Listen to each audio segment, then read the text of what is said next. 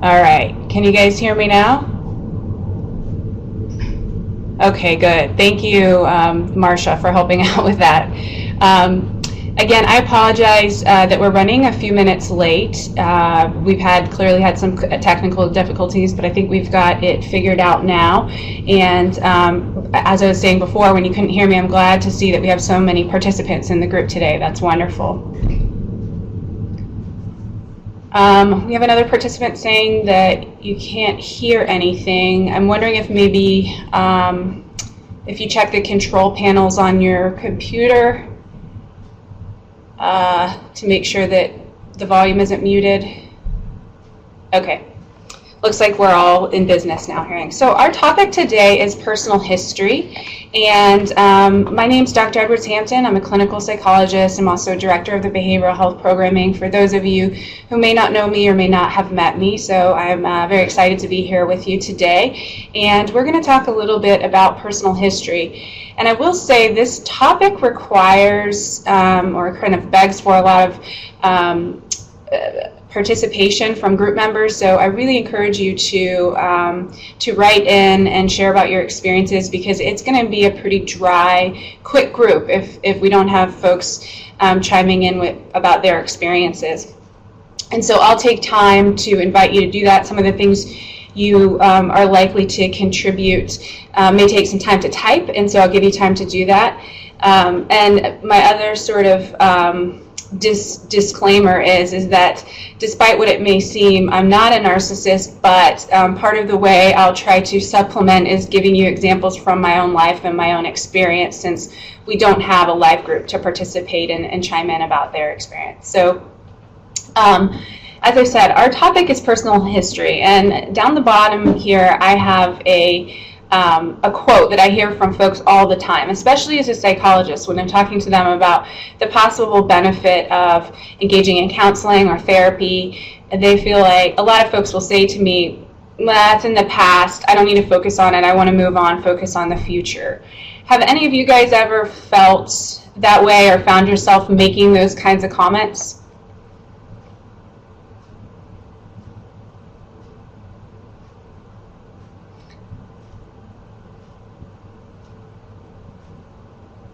Yeah, so we have several folks chiming in saying that they resonate with that, and I think that it's a pretty natural and adaptive response for us to have when we have difficulties in the past or bad experiences. We feel like we want to move on and focus on a positive, brighter future. But I would argue that personal history is really important, and spending time thinking about and contemplating your personal history is really important in successful weight loss, weight management, and changing your relationship with food. Can you guys tell me why this might be a relevant topic for folks who are working to change their relationship with food? Why is personal history important?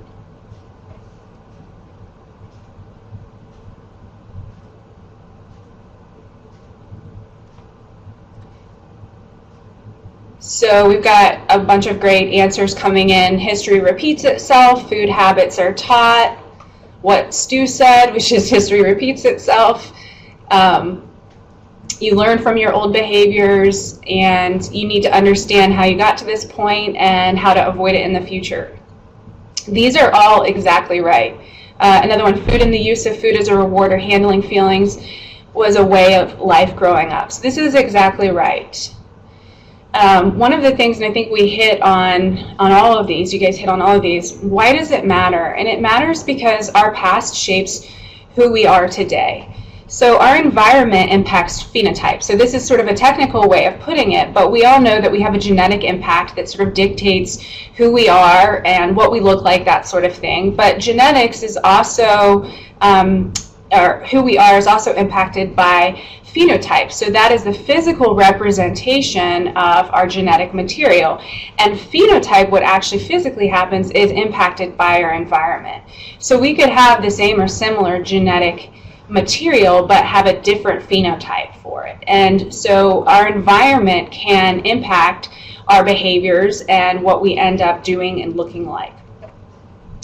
History also determines and impacts our reactions and current behaviors. Can someone give me an example of how history impacts or determines how we currently behave?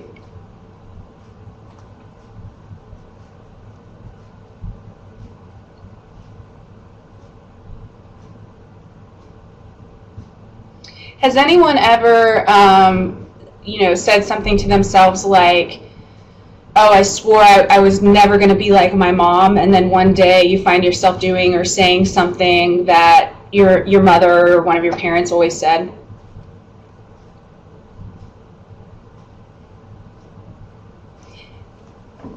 Yeah, so we have one good example here. Pork chops on sale on Saturday. Saturday night is pork chop night. So I think what Stu is saying here is the history of pork chops being on sale leads to Saturday night pork chop night. So, and what I was sort of getting at, which is a little bit more of a, farther back in history, is that often the things that we are taught, the things that are said to us, behaviors that are modeled for us, we end up replicating and repeating them. So for example, I always swore to myself that I was never going to say to my child, do what I say, not what I do, and the other day I found myself saying that to him. And I think that's very much because I grew up hearing that all the time. And so our past relationships, our past behaviors, the things that influence us, very much play into what we do now and why we do it. And if we don't become informed about those things, then we're not even necessarily aware of why we're behaving the way we are. And if we're not aware of why we're behaving the way we are, then we can't make a change. So I say in here jokingly from the immortal words of Dr. Phil, we can't change what we don't know. And so if we're not aware of the things that have gone into creating our current habits and relationships with food, it's very difficult to change them successfully and in a lasting way. Another thing that's important to note here is sometimes old solutions become current symptoms. So this is just another way of sort of looking at how our history can impact our current behaviors. Sometimes, so I'm trying to think of an example here.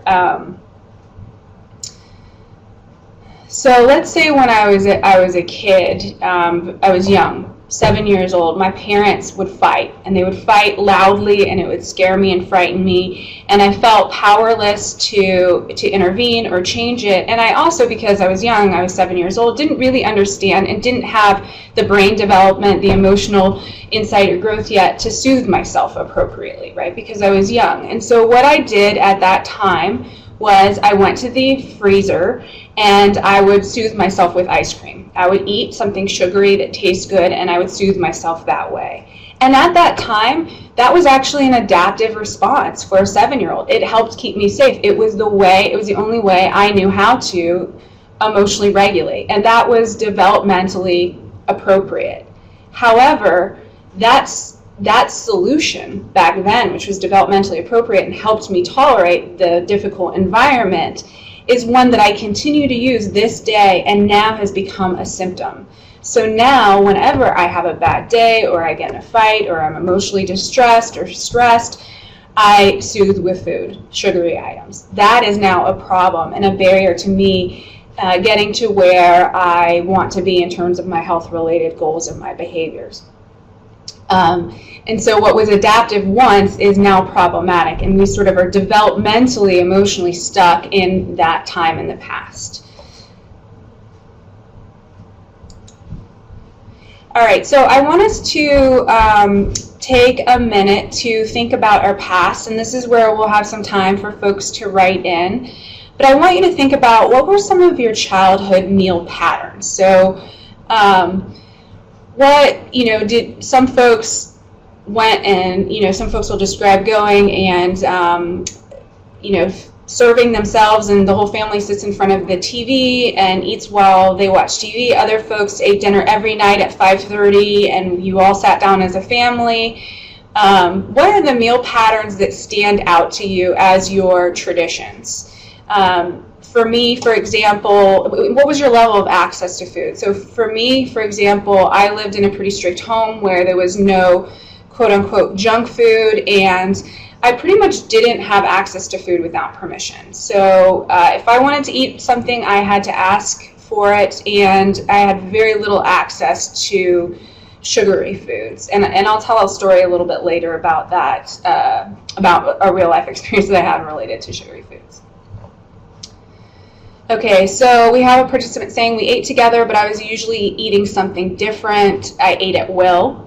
And so when you say you were usually eating something different, does that mean that you were catered to in terms of being allowed to eat whatever you wanted, even if it wasn't prepared for the whole family?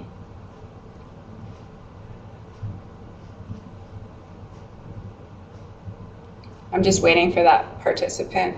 Yeah, for the most part, that participant said. So, you know, it sounds like, and I say this obviously jokingly, affectionately, but you know, some of us had sort of a short order cook who made us custom meals apart from what everyone else was eating. So I'm just looking, scrolling back. You guys are great about chiming in here. Food was either individual effort, as my mom worked all day and then returned to college at night, or it was an extended family affair, kind of buffet gluttony. So there were some extremes for that individual. It was sort of like scarcity. It was sort of like, I could see how that might set up for kind of a feast or famine type mentality. There's scarcity, you got to fend for yourself, get what you can, and then times of surplus where you overindulge.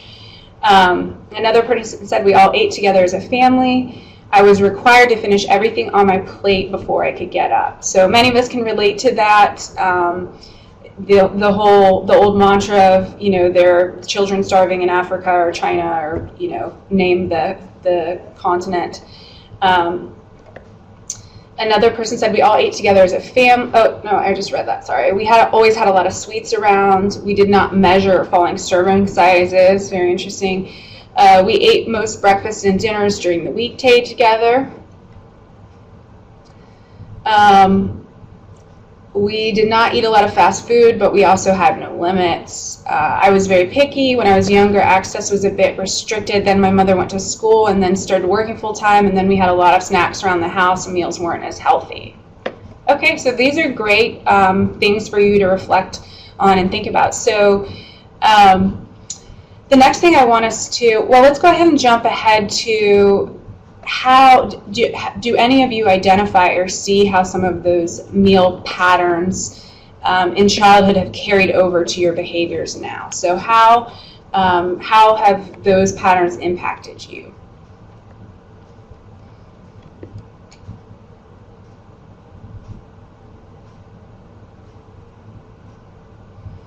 Okay, so one participant who had said earlier that she was required to eat everything that was on her plate, that now she struggles with eating when not hungry, which makes complete sense. If you develop a pattern of eating until everything's gone, then that's your cue to stop, not whether or not you're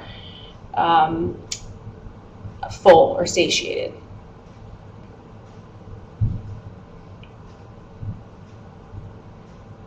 So then another participant said the one that where I made a comment of I could see how this would lead to kind of a feast or famine mentality. He said that actually has been part of his struggle. He often won't eat much, but then will eat large amounts on favorite foods when it's famine when it's feast time. And then another participant who said we were encouraged to eat everything on the plate said lack of accountability and awareness of what and how much we were and currently are eating. Yeah, so when you aren't measuring things and you're eating everything on your plate, then you have limited awareness and insight into the amount that you're actually taking in. And that can also happen for those of us who may have grown up eating in front of a television with a family, that sort of thing, eating in what we would call a mindless way. Anyone have any positive, we mentioned eating together as a family, but any positive childhood meal patterns?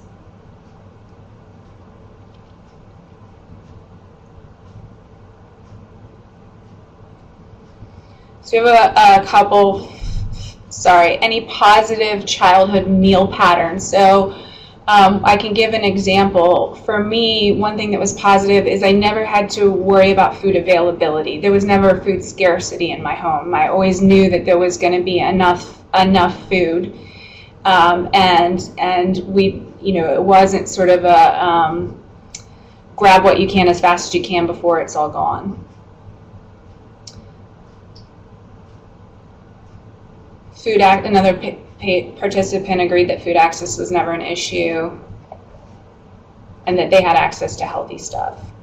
Okay. What is your current food culture in your home? So I encourage you just to kind of chime in, and maybe currently you've sort of made some adjustments to be more intentional or healthy in your food habits, but before joining the program or in the recent past, what were your food habits in terms of how much food preparation is going on, eating fast food, is there a lot of sweets in your home, is there access to do your children have access to any foods, that sort of thing. So I'm going to read some of the comments we have here. Lots of eating out on the go, eating in front of the TV.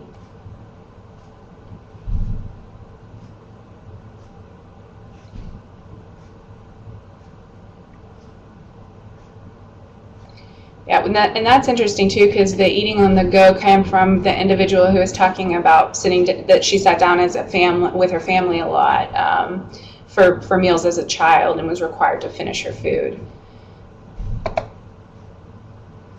We have become far more aware of what we pick to eat, when we eat, limiting sweets and snack items, being more mindful of what and where I am eating. These are great strategies.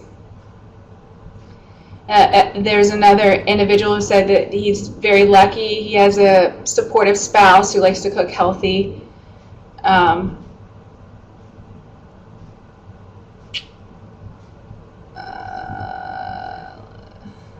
I'm aging and spreading on evening ice cream,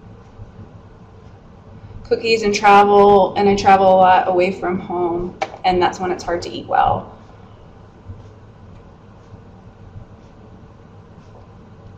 We have another person typing in, so I'm just going to take a minute to let them.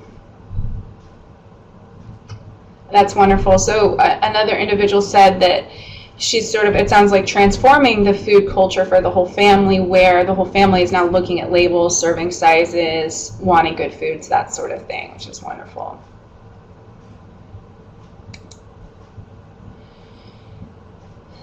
So some of the things that I hear from patients a lot that then impacts their weight and their relationship with food are things like, I was raised on fast food.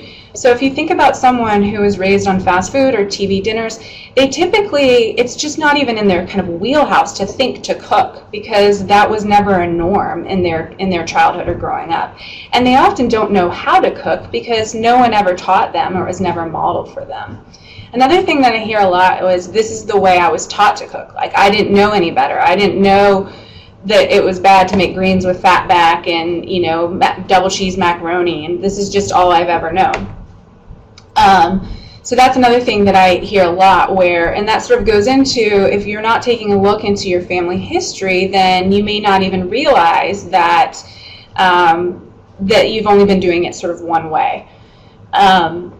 Family mealtime was in front of the TV, which again is going to promote that mindless eating and a lack of awareness of how much you're taking in. And it can impact satiation because you're not actually paying attention to what you're eating.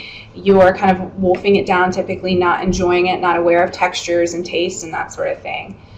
Another one that some folks will say to me was, my mom was always on a diet. So at a very young age, we can be exposed to being maybe overly conscious of our weight status, our body image, and restricting and managing food, and that can be problematic. Another one was, I was never allowed sweets, so it's pretty common, or relatively common, for me to meet individuals who say, I was never allowed sweets, so at a young age I started engaging in behaviors like binge eating at birthday parties when I had access to cake or treats, or I started saving up my money and buying food at treats sweets at the store and hiding it, or hiding sweets in my room. And so some of these are kind of more extreme examples, but some of these family food cultures and patterns can be, antecedents to some pretty significant disordered eating behaviors and at least a challenging relationship with food and your weight. Anyone having mentioned some of these, anyone have any new insights into kind of their past and how it may impact them now? Their past environment?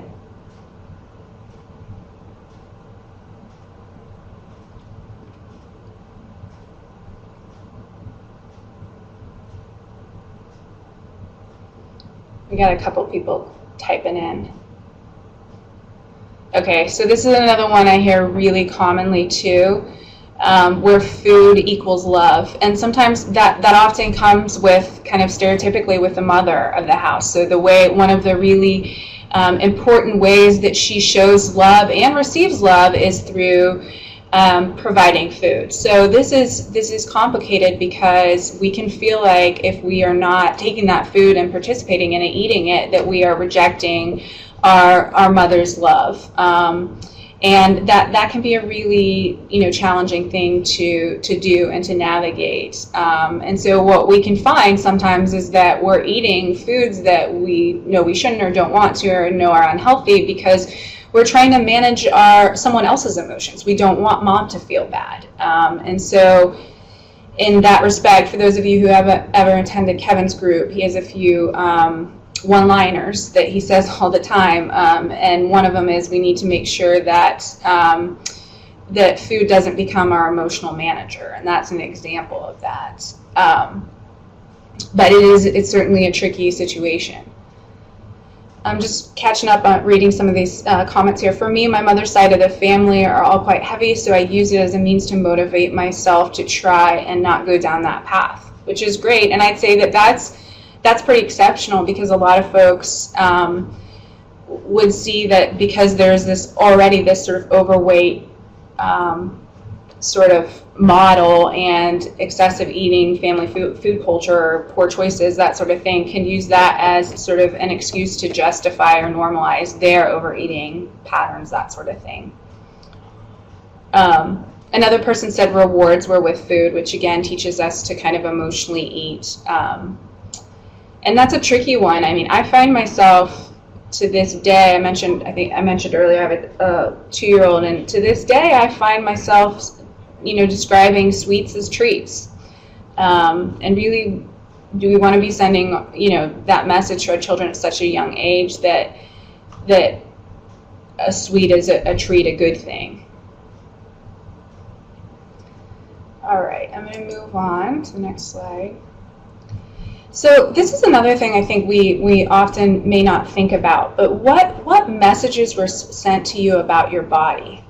And think about to your family, how did your parents interact with food in their bodies? So this may go back to, the individual who mentioned that their family members were all overweight. And so maybe there was this norm or this culture of overfeeding your body, and that's okay. Being unhealthy is okay.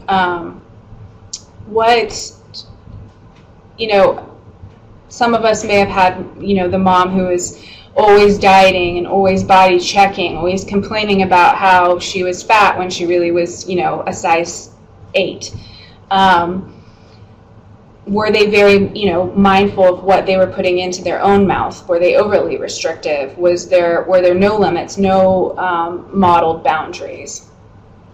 And also, what judgments were made about others' bodies? So I'm ashamed to admit this, but I'll be perfectly honest. I have some family, not fortunately, but they don't live in America. They're from another culture, but they are very, very conscious of weight. They are very committed to not being overweight, and they are very judgmental of individuals who are overweight. And so when I'm around them, they are constantly making derogatory comments about overweight folks. And I get into this a little bit more later on, but the problem with, not only is that just, appalling and shameful. But the problem is when you're exposed to that at a young age, you become conscious of the importance of your physical appearance way earlier than you should, and that can set you up for things like disordered eating and a disordered relationship with food. I'm just going to go back and look at some of the comments because I've been talking for a while. So yeah, extremes are bad. We don't want parents sort of modeling being too thin or being too big. And then another participant said, my mom was either dieting or saying that she was big boned, and that was okay too. Lots of excuses or justifications for not wanting to change on the one hand, yet my dad was and is very active, so there was always a contradiction. Interesting. My parents were both overweight, and I was always small. I always said I would never turn out like that. Medications made that impossible at the time, no matter how hard I worked my whole life. That's tough. Yeah, sometimes there are these medical conditions and sort of other variables that can make it really challenging to manage our weight despite good behaviors. My dad was very bad about body shaming me. He abhorred overweight people. Yeah. I think that is, unfortunately more common than we like to admit, and very, very destructive.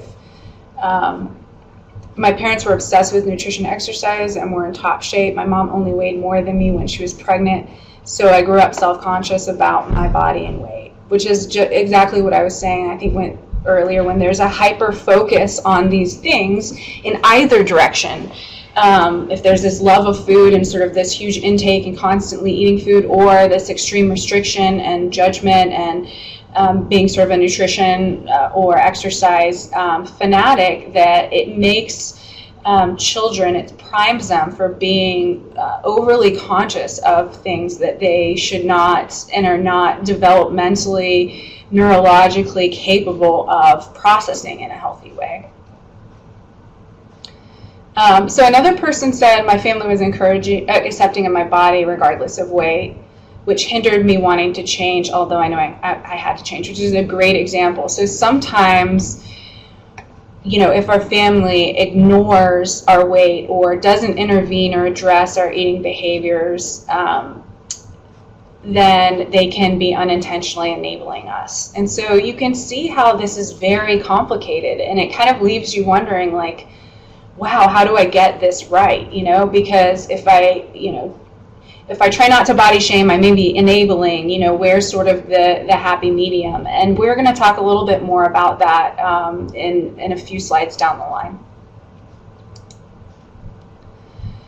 So these are some of the things that I was talking to. Actually, this is the slide that talks about that, so it's a nice segue. So this is what I was referring to before, effects of criticism. So it brings negative attention to something that a child may not have previously viewed as a problem.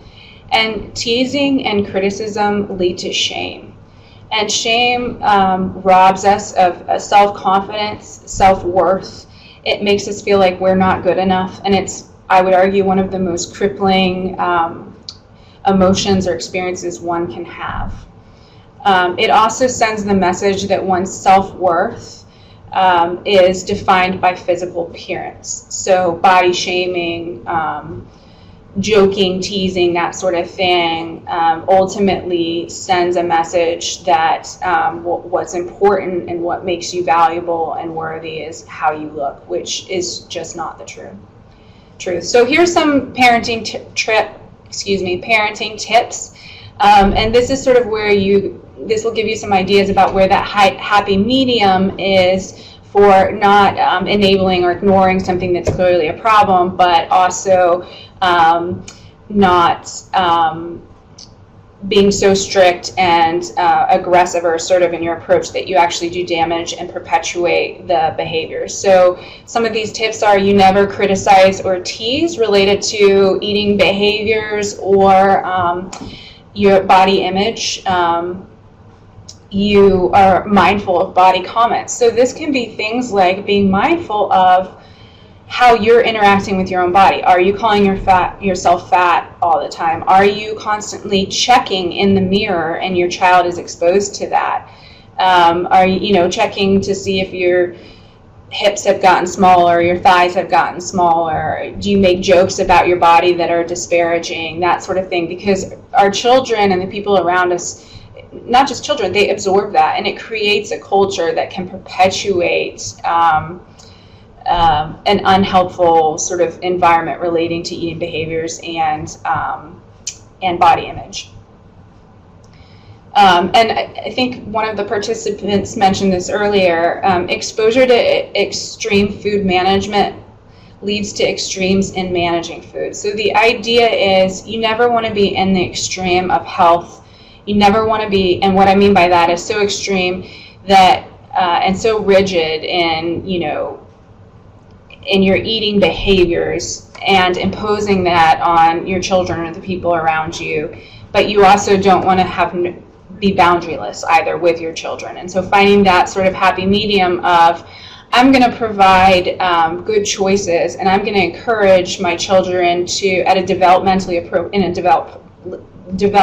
appropriate way, encourage them to make good choices. I'm going to limit their exposure to bad choices, and I'm not going to perpetuate emotional eating by rewarding with food, that sort of thing. Yes, so, and I'll take a moment just to talk about developmentally appropriate. So what I mean is it's probably not appropriate to make a 10-year-old really aware of reading labels and hyper aware of calories and fat and how you want low fat, that sort of thing. Even though they may be able to sort of get the gist of it, I would argue that they don't have the emotional intelligence and capacity to use that information well. And folks may disagree with me about that, and that's okay. But what I would argue is that at that age, it's more appropriate to say, here are 3 or 4 healthy choices, why don't you pick one of these? And then if they say something like, wow, why can't I, have the candy bar? Then you can maybe explain a little bit about how the candy bar is not nutritious as, the Greek yogurt or other options. But I've certainly seen problems with kids who may not have even had a weight problem, but just knew too much too soon about nutritional information. It can just create a hyper focus, and it can also create a pattern where they're criticizing and critiquing what other kids are eating, like at school lunch and that sort of thing. So we've got several comments here. One participant saying that he lost 85 pounds a few years ago, and lots of folks were making comments that that he had lost too much weight, and that happens a lot too. It's interesting. I think that when we are losing weight, folks, it's a very sort of visible thing, and it's hard to hide it. And folks, when there's this visible change, folks feel the freedom to comment on your body even more than they would if there wasn't weight loss. Like, there's something about weight loss that invites people to feel like they have the right to critique us. And that can be really hard because many of us don't want that critique. But even when we lose a lot of weight, we may be criticized because we look too thin, or you look sick, you don't look well, is everything okay, you look gaunt in the face, that sort of thing.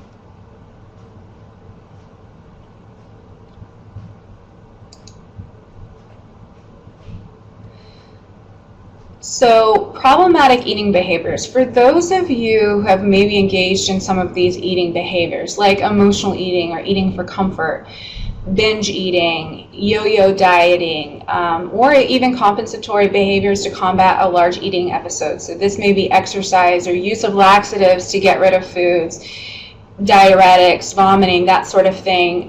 If these are things that you've struggled with, I just want to invite you to take a moment to look back and say, when did this start? What was the context? What was going on? Who taught this to me? Because this can be really important and very valuable for you to reflect on. You may be aware that you're a binge eater and know that you've been doing it for a long time or struggled, but maybe never really pinpointed when did it start and what was the context around it? Who taught me? So I'll give you an example. And this goes back to peer pressure too. So when I was in college, and I was fortunate enough not to struggle with my weight. I was very conscious of my weight and had a lot of body image concerns, as many sort of teenage young adult females do. I had a roommate who was my best friend who struggled with her weight a little bit more. And she was the one who introduced me for the first time to a laxative. So or a laxative type product. So I was familiar with laxatives in terms of go to the store, buy a laxative, swallow a pill, that sort of thing. But I had never been exposed to these dieting teas that can actually kind of flush everything out of your body. And she had learned about it from her mom and was using it after she had a bad meal, after we went to Taco Bell or wherever. And she introduced it to me, and then I started using it on occasion, and really at that time didn't realize that can be dangerous or how problematic it was. In my mind, I was just sort of like cleaning out after a bad meal. But she was the one who exposed me to that. I had no clue about that option prior to college and prior to her using that behavior to try to manage her weight, which she had learned from her mother. And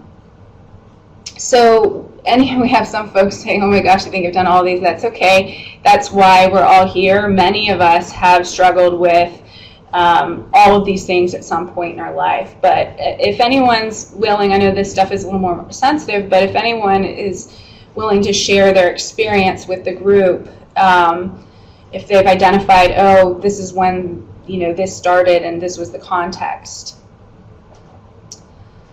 that would be helpful. We have a few folks typing.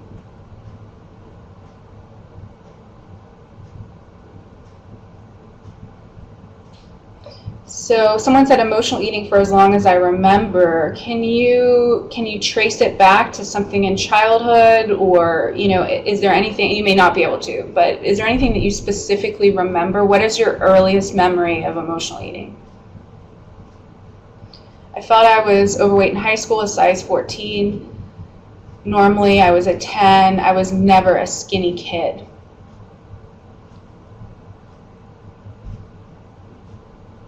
I started working out fanatically and reducing calories.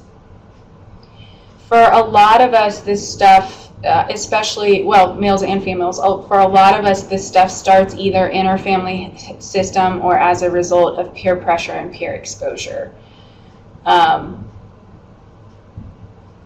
Either being criticized for being overweight or for being praised for being underweight or thin.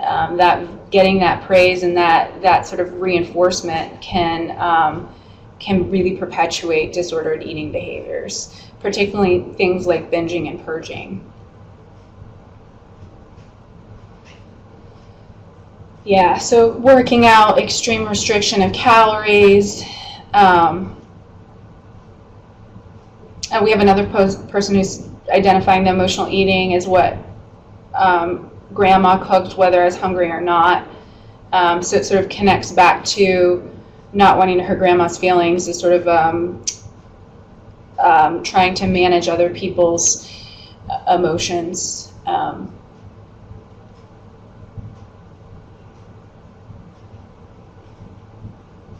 And so the other participant saying she got down to a size 5 after really restricting and restricting calories and excessive exercise, and that her dad noticed the change and intervened.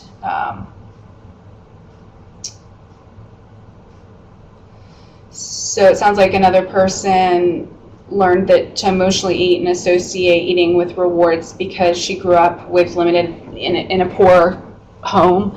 I think that's what we're saying here. And that, eating out and eating good food was associated with a special occasion or reward, that sort of thing. The other thing I'll just mention here too, because this I think often is one that doesn't get as much attention, but there's a lot of disordered eating that can come out of being an athlete. I see this a lot with men. So particularly with wrestlers, where they are taught to manipulate their weight, and weight is very important to their, what weight class they're in is really important to where and how they perform. And so a lot of really severe disordered eating behaviors like serious restriction and purging and that sort of thing to get off weight really quickly, I've seen with wrestlers, and then it just sets up a pattern for, and I think there's physiological changes that come with that that make them hard to combat disordered eating behaviors for the rest of their lives. This is also often the case with football players, the linebackers, the guys who are encouraged and taught to get really big, and then they get out of, and they do get big despite a lot of physical activity, but then they get out of football or whatever sport they're in, and they're eating at the same rate. Their physical activity goes down drastically. They're used to sort of binge eating and eating excessive calories, and they just really struggle after the fact. And the same thing happens with women too. So women who play basketball develop a lot of muscle, or softball, once they get out of being active in those activities, then they struggle with weight, disordered eating behaviors and weight gain associated with that. So I just want to close with a couple of, excuse me, my ear's itching, with a couple of questions that I think that are tough questions. And if you have any thoughts, I encourage you or invite you to write in. If not, I encourage you to reflect on these questions over the next couple days. So for some of us, our weight is serving a secondary purpose. So there's a reason that, for some of us, there's a reason why we're overweight. And there's a reason why we're reluctant to lose weight, or we lose weight, get to a certain weight, and then kind of stop and gain it back, or we lose all of our weight and then turn around and gain it back. And sometimes that's because weight is safe for us. When we're overweight, we're less attractive to other individuals. We receive less attention, and we would prefer to go sort of unnoticed, unrecognized. For some of us, weight is something that we can point to as an excuse for not reaching certain goals. Maybe it's an excuse. I don't go out and socialize because I'm overweight, and I'm embarrassed, and I don't fit into booze and that sort of thing. But really, maybe the issue is you have social anxiety, and so you're anxious to go out and meet new people, and instead of addressing that social anxiety, you gain weight and then point at the weight as the culprit. And so sometimes, because of that, folks will lead to sort of sabotaging their success by putting themselves in situations where they're likely to maintain their weight. This is also true often true for those who are survivors of sexual abuse. So, and I think it's more complicated than the weight just being protective in terms of I get less attention from males or females if I'm overweight, because I think that a lot of times survivors of sexual abuse use food as a safe way that's not necessarily interpersonal, like talking to a friend or spending time with one another, to soothe and to comfort themselves. And it's something that's reliable, that can't betray them, that can't abuse them or take advantage of them like another individual can. And so they learn to soothe and comfort with food, but also the weight serves as a protective factor from attention, developing relationships. For some of us, the weight may be, preventing us from being sexually active. And that might be something that we, deep down appreciate about the weight. So I encourage you guys to think about, what's the secondary gain that you're getting from your weight? Some of us, may be overweight and getting more attention or help from our spouse because we're less physically, not able to be as physically active. So think about what purpose is your weight serving for you, and how might you, or what are things that you've done maybe in the past to sabotage your success, because you're afraid of having to deal with the real thing underneath the weight, like social anxiety or a trauma history, that sort of thing. So I just want to invite anyone to write in if these tough questions identified with them at all or brought anything up. Again, I realize that this is a little bit more sensitive and a little more personal, so you certainly don't have to write in, but I do encourage you to consider these questions and think about weight in a different way over the next couple days, because for many of us, there is secondary gain associated with not losing weight.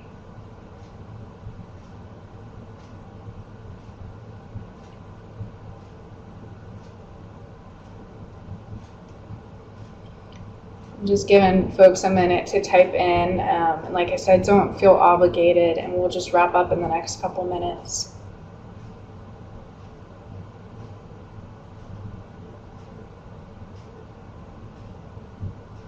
So one participant was saying the sabotage, the way she sabotages, she may go work out and do something really good for her body and for her health, and then turn around and eat something that's just not healthy, like sweet foods. All right, you guys, we'll go ahead and wrap up there.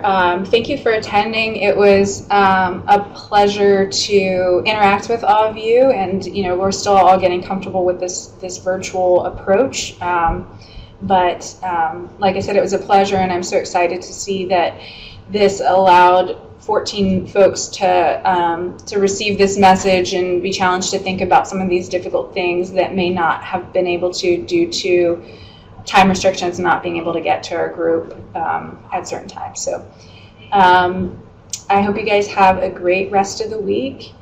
How do we get the perk points for group today? So the way that I understand is that when I close this session, you will have like something will pop up, and you'll sign out, put your name in, and you'll be given a perk point. So just follow the instructions that come up after I close this session.